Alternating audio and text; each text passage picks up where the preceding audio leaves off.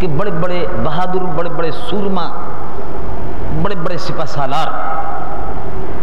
اور ہندوستان کا بڑا عظیم الشان لشکر جو ہاتھیوں پر مشتمل تھا، اور مسلمان بیچارے کبھی ہاتھی کی جنگ لڑنا بھی نہیں جانتے تھے، ان بہت سے نے تو ہاتھیوں کی شکل نہیں دیکھی تھی، اس لیے کہ مسلمان فاتحین جو عرب سے آئے تھے، عرب کی سرزمین پر ہاتھی نہیں ہوتا،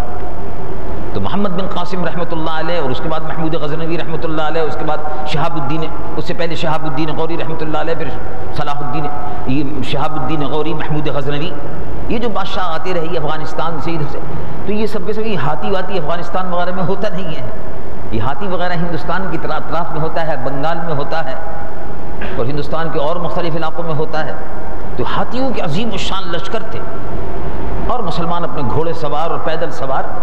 ہاتھیوں سے بھی ٹکرا جاتے تھے اور ان کے منہ پھیر دیتے تھے، وہ بالکل جیسے طیر ابابیل کا لشکر جو تھا، وہ مکہ معظمہ کی سرزمین پر اللہ رب العالمین نے تباہ و برباد کر دیا۔ اسی طرح سے مسلمان آندھی اور طوفان بن کر ہندوستان پر حملہ آور ہوئے اور فتح کیا، لیکن بدقسمتی ہے کہ بعد کے حکمرانوں نے اپنی عیاشی و بدکرداری سے اس حکومت کو تقریباً 800 کچھ سال جو رہی اس کو ضائع کر دیا۔ تو اسی زمانے میں ہندوستان پر انگریزوں نے نیا نیا قبضہ کیا، تو انہوں نے سوچا کہ مسلمانوں کی حکومت چلی گئی، مسلمانوں میں غربت اور افلاس ہے، ان کے ایمان کو خریدا جا سکتا ہے، تو جگہ جگہ مختلف علاقوں میں پادری پھیل گئے، اور پادریوں کے قافلے انگلستان، یورپ سے مسلمانوں کو عیسائی بنانے کے لیے اور ہندوستان کو عیسائی بنانے کے لیے آنے شروع ہو گئے۔ مسلمان علماء بھی اپنی تہی دستی کے باوجود اور اس زمانے کے حالات کے باوجود، اس لیے کہ جگہ جگہ انگریز نے علماء کو پھانسیاں دی، بہت سے علماء نے، جن میں حضرت امام فضل حق خیر آبادی جلیل القدر عظیم المرتبت عالم دین تھے، فقیہ تھے اور محدث تھے، انہوں نے انگریز کے خلاف جہاد کا فتویٰ دیا، اور ان کو بعد میں انگریزوں نے گرفتار کیا اور کالا پانی کی سزا دی۔ یہ ایک جزیرہ ہے انڈمان، وہاں ان کو لے جا کر رکھا گیا، یہ خلیج بنگال میں ہے یہ جزیرہ، اور وہاں قید کیا، اور ان سے کہا گیا کہ آپ اپنا فتویٰ واپس لے لیں، انہوں نے کہا نہیں، فتویٰ واپس نہیں لوں گا، پھانسی چڑھ سکتا ہوں، مر سکتا ہوں، فتویٰ جو دیا ہے جہاد کا انگریز کے خلاف وہ واپس نہیں ہوگا۔ تو اس قسم کے علماء تھے، اور وہ پوری تاریخ بہرحال بڑی، میں اس میں زیادہ نہیں جاتا۔ تو اس زمانے میں جگہ جگہ پادری جو ہیں دروازوں پر، گلیوں میں، کوچوں میں کھڑے ہو جاتے تھے، مسلمانوں کے مذہب پر اعتراضات شروع کر دیتے تھے۔ حضور پر نور سید العالمین محمد رسول اللہ صلی اللہ علیہ وسلم کی شان اقدس گستاخ تھے، اسلام پر اعتراضات کرتے تھے، قرآن مجید و فرقان حمید پر اعتراضات کرتے تھے۔ تو انگریزوں کا قبضہ مکمل ہوا تھا، کچھ عرصہ ہوا تھا، محرم کا سلسلہ آ گیا۔ اب ظاہر ہے محرم کا جب سلسلہ آ گیا تو مسلمانوں کے اپنے مشاغل ہوتے ہیں، اور بعض جاہل سنی اپنی جہالت کے سبب اس زمانے میں تعزیہ وغیرہ بھی نکالتے ہیں، حالانکہ علماء کا متفقہ فتویٰ ہے کہ تعزیہ نکالنا حرام ہے، اس میں چندہ دینا بھی ناجائز ہے، یہ اسراف بیجا ہے، لیکن اس کے باوجود لوگ نکالتے تھے، ان کا شوق تھا اپنا۔ بعض لوگوں کی آمدنی کا ذریعہ بھی ہوتا ہے، اس لیے ظاہر وہ نکال۔ تو حضرت امام حسین کا شور بہت ہوتا تھا کہ سیدنا امام علی مقام مظلوم کربلا، یہ واقعات بھی اس زمانے میں زیادہ چرچا ہوتا تھا۔ پادری جو سڑکوں پر نکلے تو انہوں نے وہ مجمع جمع کر لیتے تھے، دہلی کی جامع مسجد کے سامنے مجمع جمع کر لیا، فتح پوری کے سامنے مجمع جمع کر لیا، آگرے کی جامع مسجد کے سامنے مجمع جمع کر لیا۔ ابھی بادشاہی مسجدیں تھیں، مسلمان نماز جمعہ پڑھ کے نکل رہے ہیں، ایک پادری کھڑا ہوا ہے اور تقریر شروع کر دی۔ اب ظاہر ہے پادری صاحب کو تقریر کرنے سے کوئی روک تو سکتا نہیں تھا، انگریز کی نئی نئی حکومت تھی، تو بڑا جاہ و جلال تھا، وہ پھانسیاں سر عام انگریز پھانسیاں دیتا تھا۔ اسی دن فیصلہ کیا اور شارع عام پر لوگوں کو، مسلمانوں کو پھانسیاں دی جاتی تھیں بغاوت کے جرم میں کہ تم انگریز کی حکومت کے خلاف ہو۔ ایک دہشت بھی بیٹھی ہوئی تھی۔ اسی میں پادری صاحب تقریر کرتے کرتے کہنے لگے دیکھو یہ کیسا عجیب بات ہے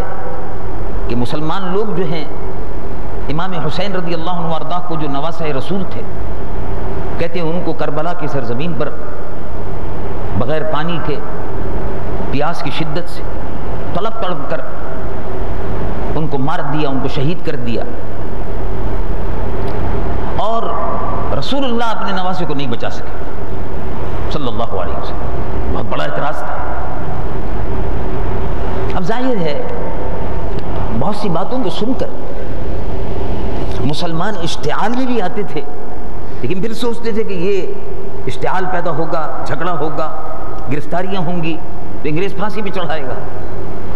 تو اس لیے ذرا معاملہ ٹھنڈا ٹھنڈا رکھو۔ کچھ علماء آ جاتے تھے، وہ کہتے تھے نہیں کوئی ضرورت نہیں سورش کرنے کی، ہم جواب دیں گے۔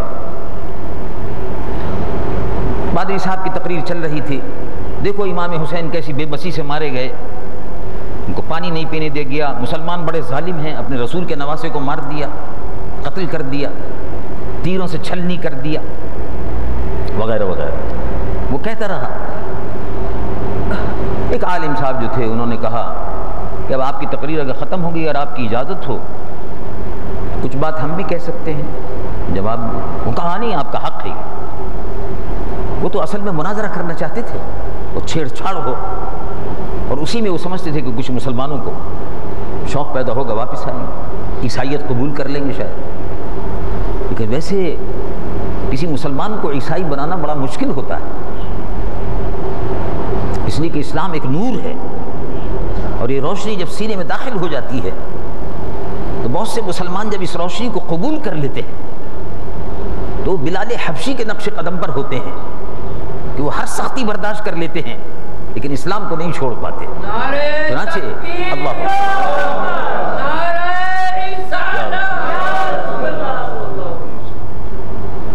مولانا صاحب نے عرض کیا کہ دیکھیے بات اصل میں یہ ہے کہ آپ نے جو کچھ بھی کہا وہ امام حسین کے متعلق بالکل صحیح ہے، ہم اس سے انکار نہیں کرتے، روایت صحیح ہے، حضرت امام حسین رضی اللہ عنہ وارضاہ کی شہادت بالکل صحیح ہے، ہم مانتے ہیں۔ اور جو آدمی حضرت امام حسین رضی اللہ عنہ وارضاہ کی شہادت کو نہیں مانتا ہم اس کو بدعقیدہ سمجھتے ہیں، خارجی ہے، بدنصیب ہے۔ نواسہ رسول صلی اللہ علیہ وسلم کی شہادت برحق ہے، اور ہم یہ سمجھتے ہیں کہ امام حسین رضی اللہ عنہ وارضاہ مظلوم تھے، مظلوم کربلا تھے۔ نواسہ رسول صلی اللہ علیہ وسلم پر اس امت کے فاسقوں نے، فاجروں نے، دنیا داروں نے زمین اور زر کے لالچ میں، یزید کے جبر میں آ کر، زمینوں کے لالچ میں، جاگیروں کے لالچ میں اور زر اور جواہر کے لالچ میں اپنے اس نبی کا جس کا وہ کلمہ پڑھتے تھے اس کے نواسے کو شہید کر دیا۔ ہم اس کو مانتے ہیں، یہ بات برحق ہے۔ اب یہ جو بات آپ کہہ رہے ہیں کہ رسول اللہ صلی اللہ علیہ وسلم اپنے نواسے کو نہیں بچا سکے، دیکھو کتنے بے اختیار رسول ہیں ان کے۔ پادری صاحب نے مذاق اڑایا تھا، رسول اللہ صلی اللہ علیہ وسلم بے اختیار ہیں، ان کو کوئی اختیار نہیں۔ بعض لوگ حضور پرنور سید العالمین محمد رسول اللہ صلی اللہ علیہ وسلم کے متعلق یہ عقیدہ رکھتے ہیں کہ حضور پرنور صلی اللہ علیہ وسلم کو کوئی اختیار نہیں ہے۔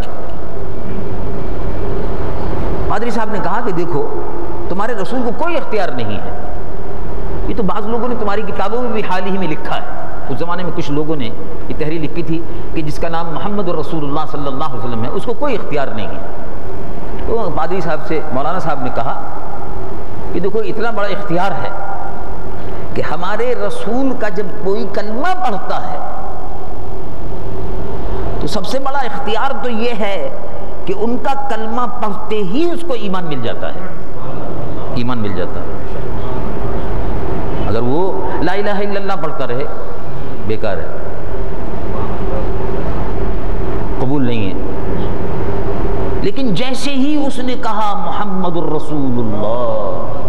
صلی اللہ علیہ وسلم، اس پر سب سے بڑا انعام رسول اللہ کا نام لیتے ہی اس نام کی برکت سے ایمان کے دروازے کھل گئے. اللہ